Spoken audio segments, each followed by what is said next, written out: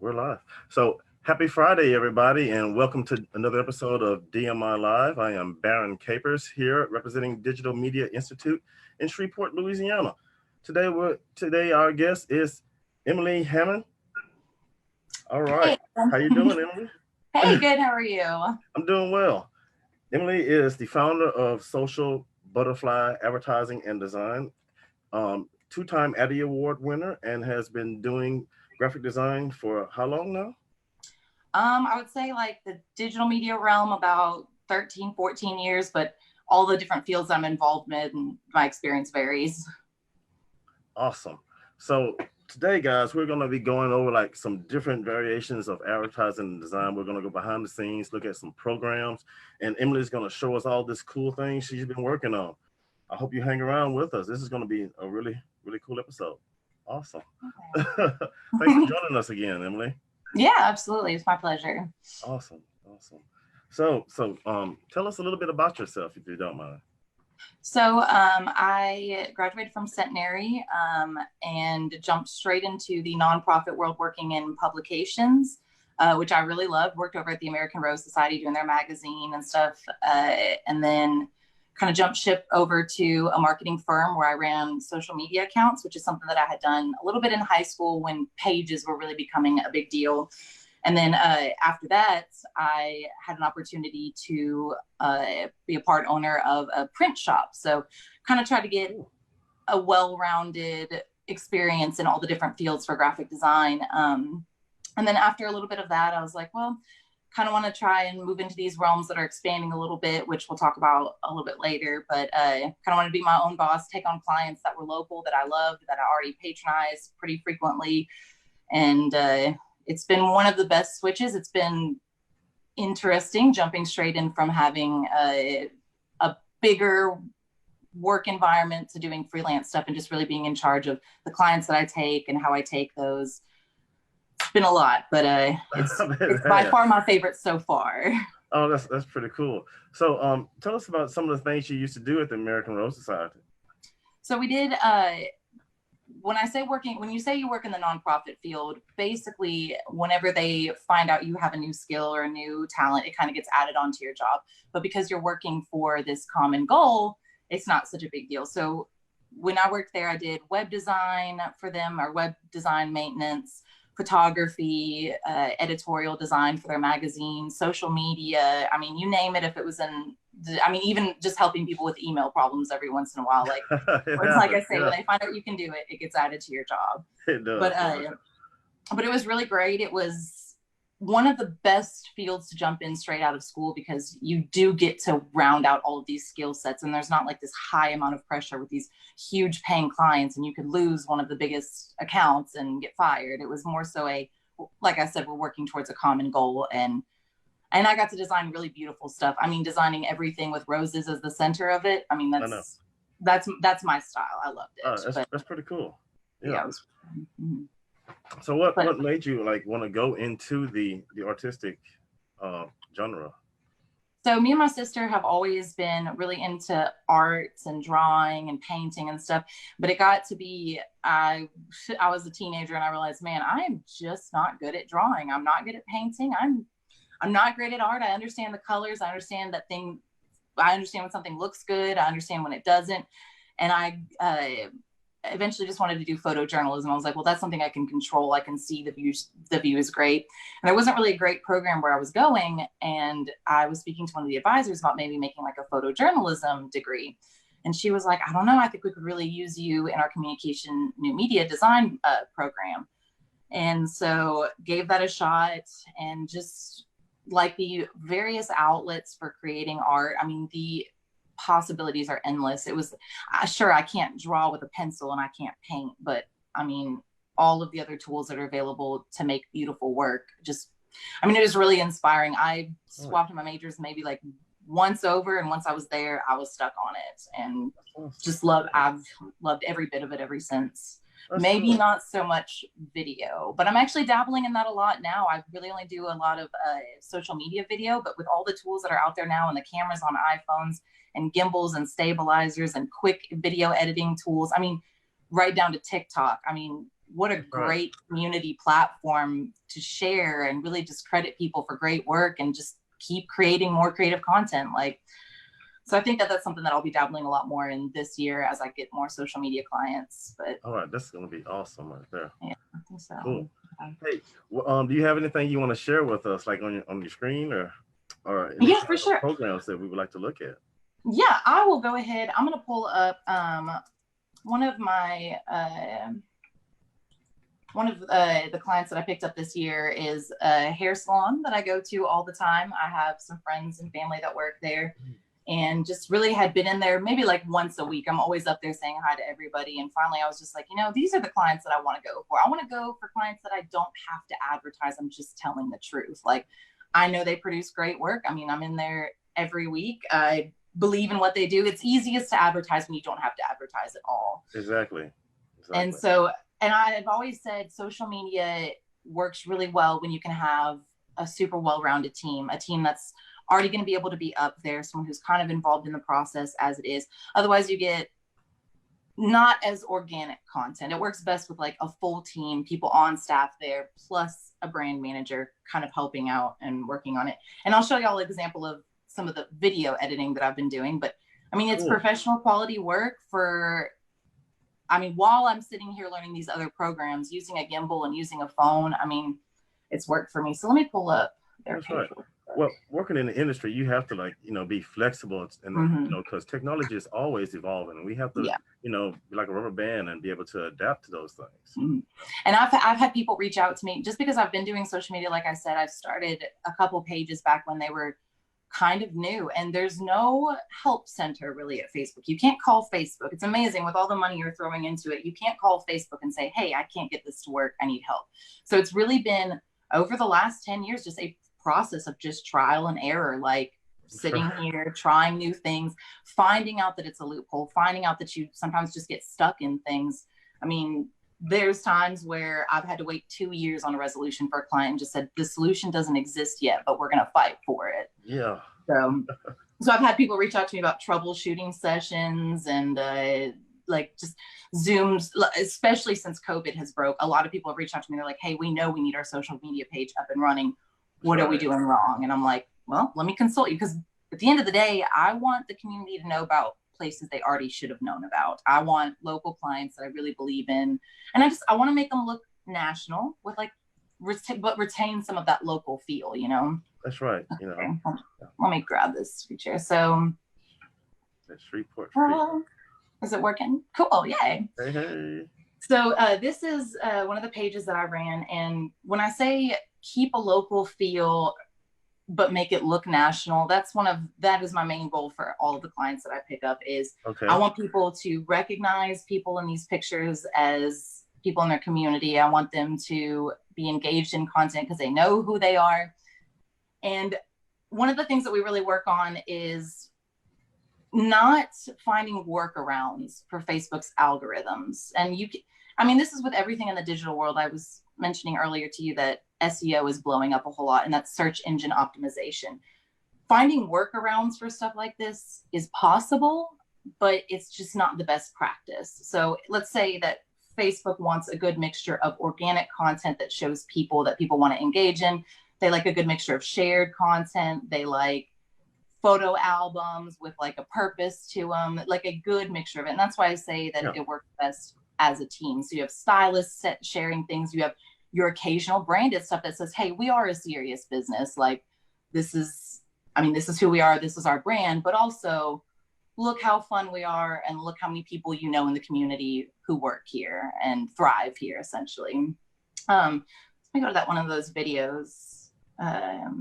And I won't play the whole thing, but this was just one of the first times they had come to me. They wanted to do a campaign. They wanted a really great video for it. And I was like, I don't do a lot of video editing, but actually Crystal was like, try the stabilizer, see how you feel. And I was and I just got it's amazing. It's a game changer. It is. It really is. You know, sometimes this technology, it just adds another tool to your art work bucket. I mean, it took me the other day I was making a cover photo for one of my pages, and they wanted a staff shot, but they wanted to look candid. So I just walked around the shop as everyone was working, took the video, put a graphic up before it, and bam, it looks, looks national, feels local. There you go. Yeah, so this is, just part of the capabilities. I'm sure y'all can. It works for social media. It works on a couple of different levels. So I'm always telling people, I'm like, there's no right or wrong way to do this job, as long as you find what works best for you. Even just something as small as sharing a story for all of my clients every day. It started as, oh, I'm going to use it on this app, but I realized it was losing quality, so you can't see the better photos. It's trial and error. So that's pretty cool. So what other programs do you use to combine all your stuff together, or to combine your images? Yeah, so I do a lot of organizing of like actual posts and images just on Google Drive. And I always tell people, I'm like, make sure your filing system, if you're going to be running social media accounts or building websites, make sure your filing system is perfect, flawless. Make sure you can find everything.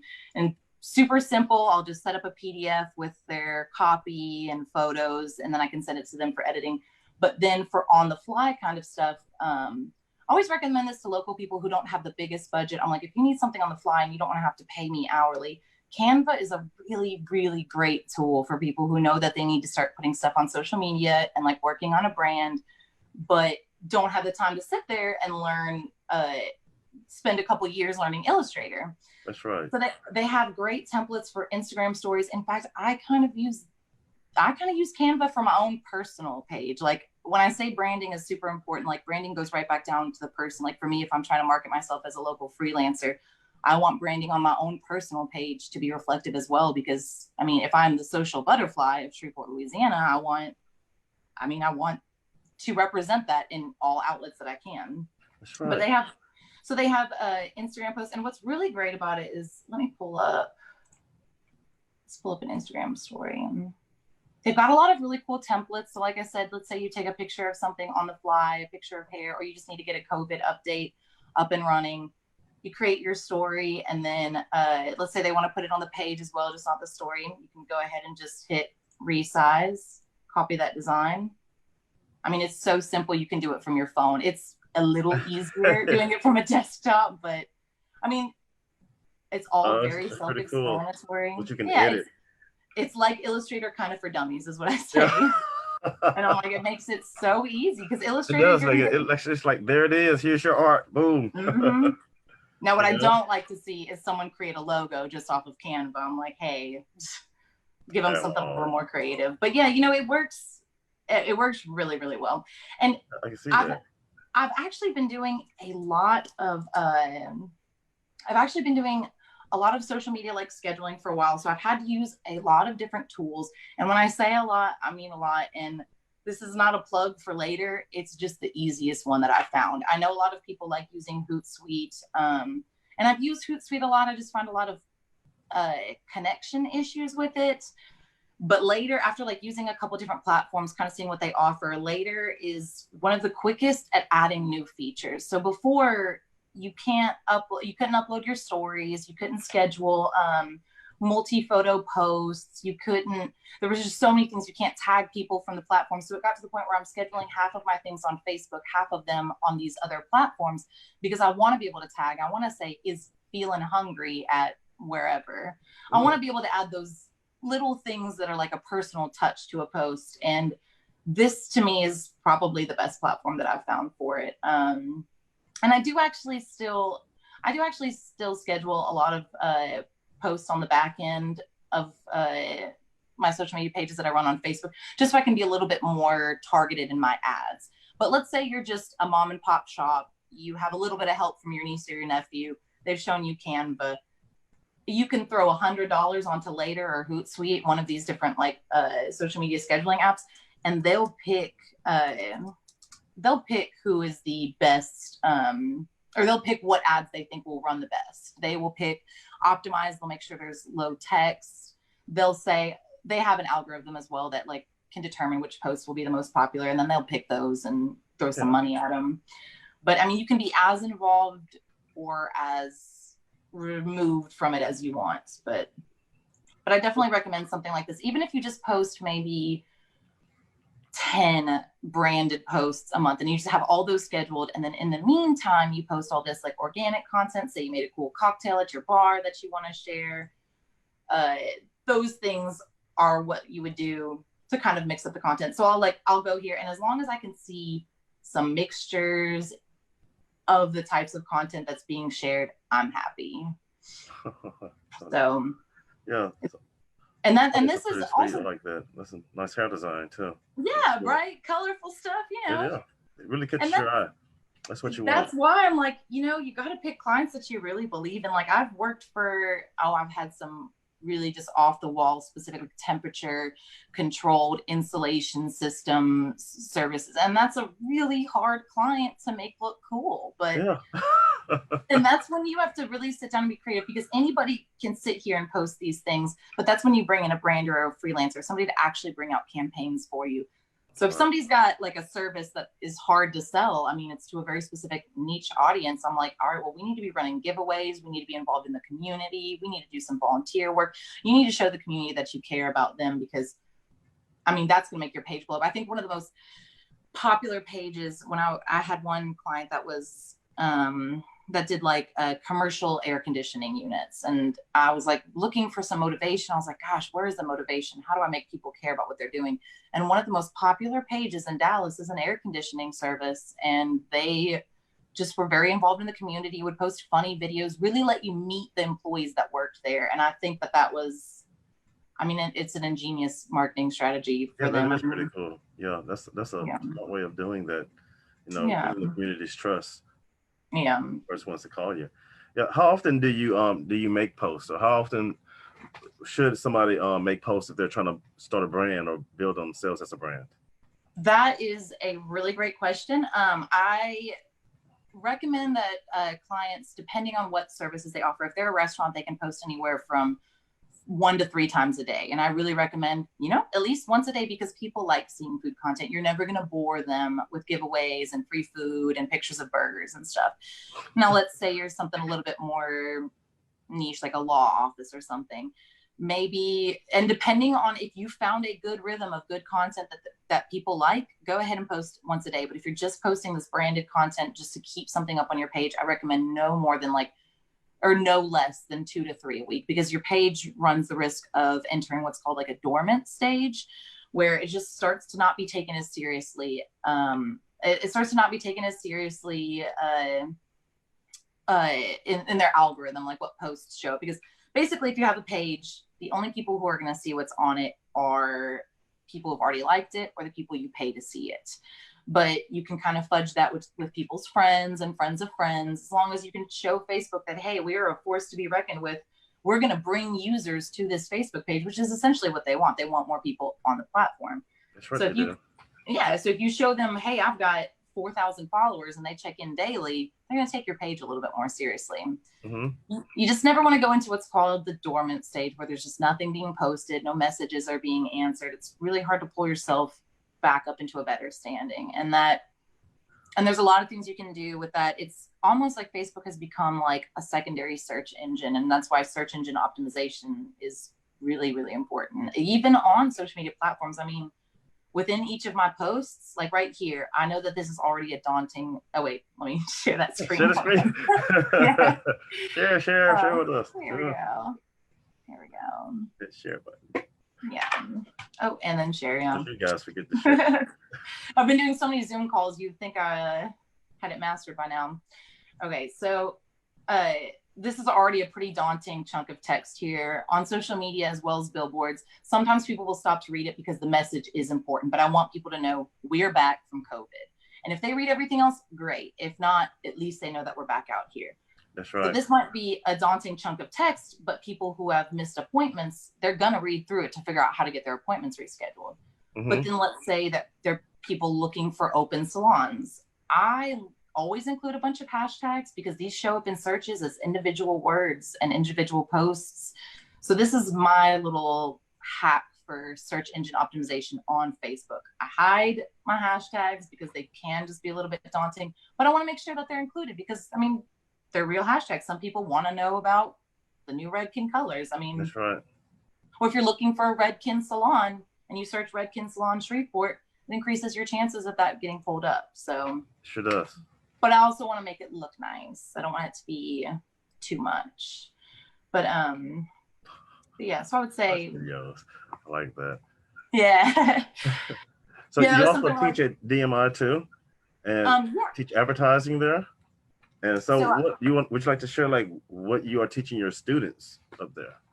Yeah, so we have I teach 2 classes up there: prototypes, mock-ups and prototypes, and then I teach the web design course. And when I set out to teach them, I was like, well, I've kind of taken both of these courses before, so I know that there's a really great way to marry these two and tie it back to the whole advertising design, because the advertising part is separate from design totally. Advertising deals with the campaigns. It deals with why are we designing what we're designing? What is the main goal here? So when I set out to do that, I wanted to kind of walk them through, campaign structures and how to set those up, because they become more and more increasingly important as you're setting up Google AdWords, when you're setting up your Google ads, when you're setting up Facebook ads. It's just, I mean, that's really important. That's what every campaign is built on, is what, I mean, that's how every good advertising strategy should be built, is with a campaign, what your goal is. So when I sat down to teach them that, I was like, well, I had them all pick a client.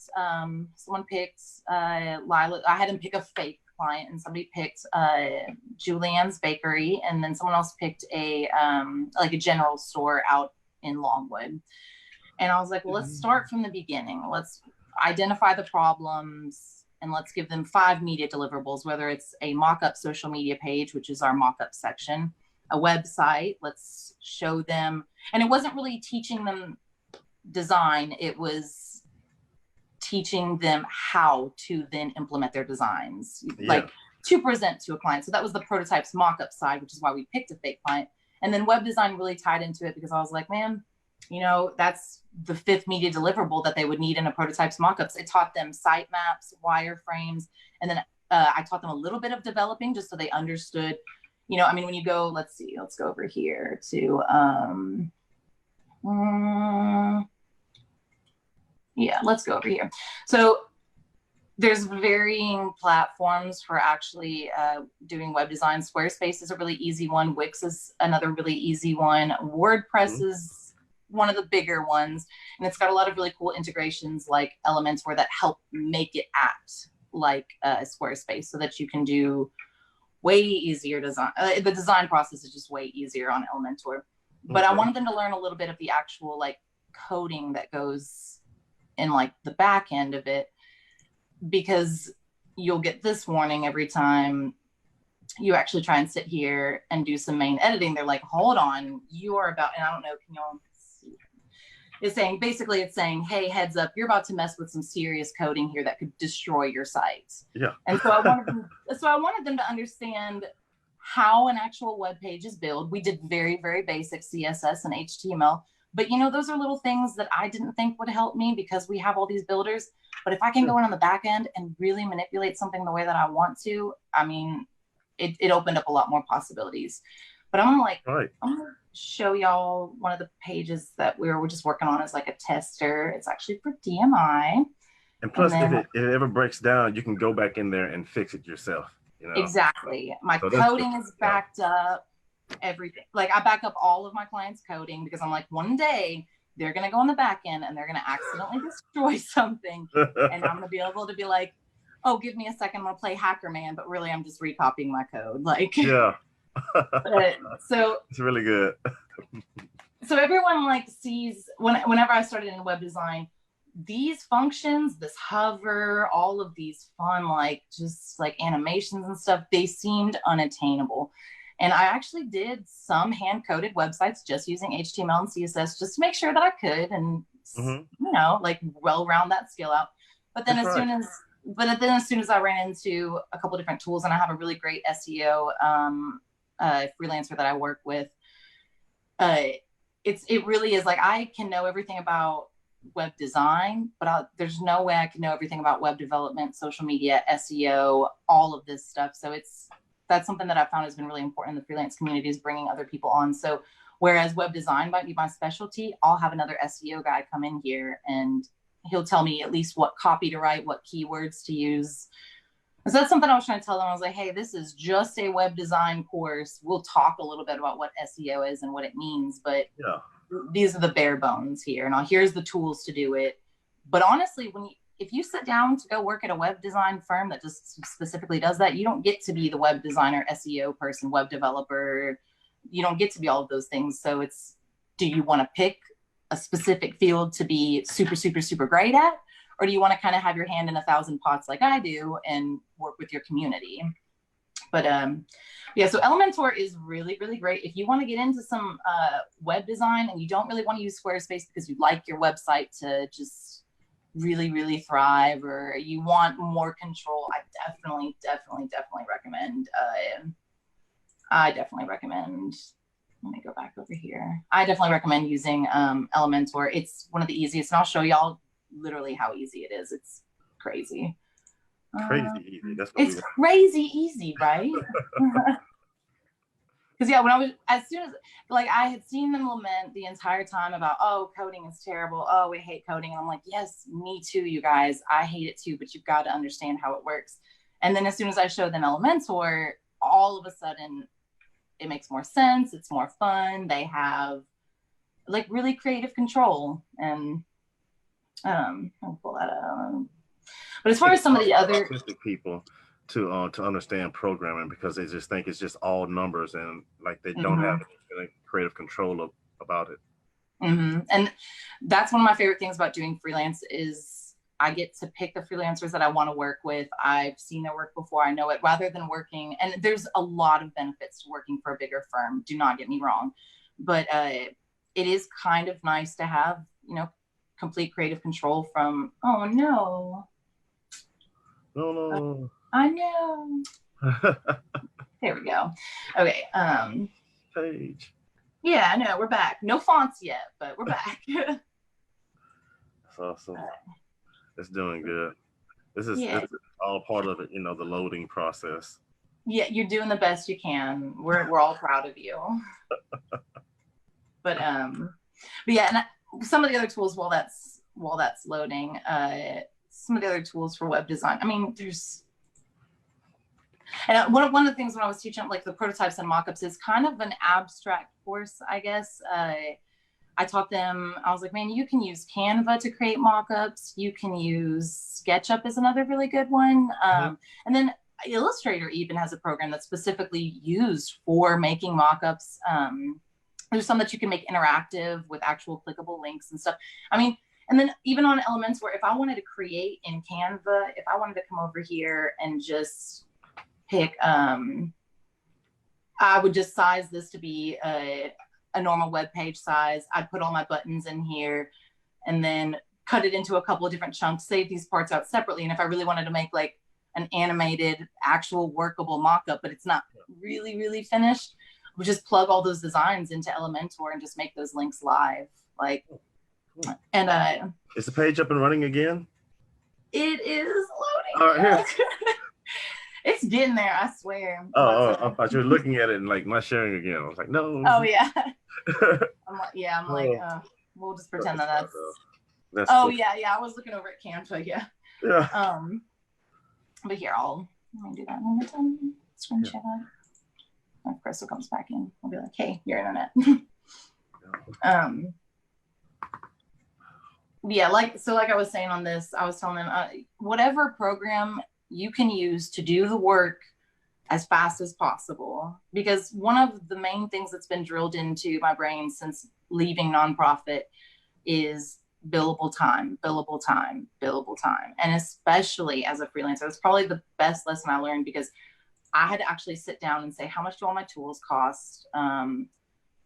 What does every hour that I spend working need to be billable at? And if I'm not super great at SEO, I can do it, but I can't do it as quickly as someone else. I'm going to freelance that out. That gives another freelancer in the community income, and it ensures that the work that I'm producing is quality at a cost that they can actually afford. Because if it takes me 12 hours to do it, but it takes Kyle 6 hours, then might as well just use Kyle.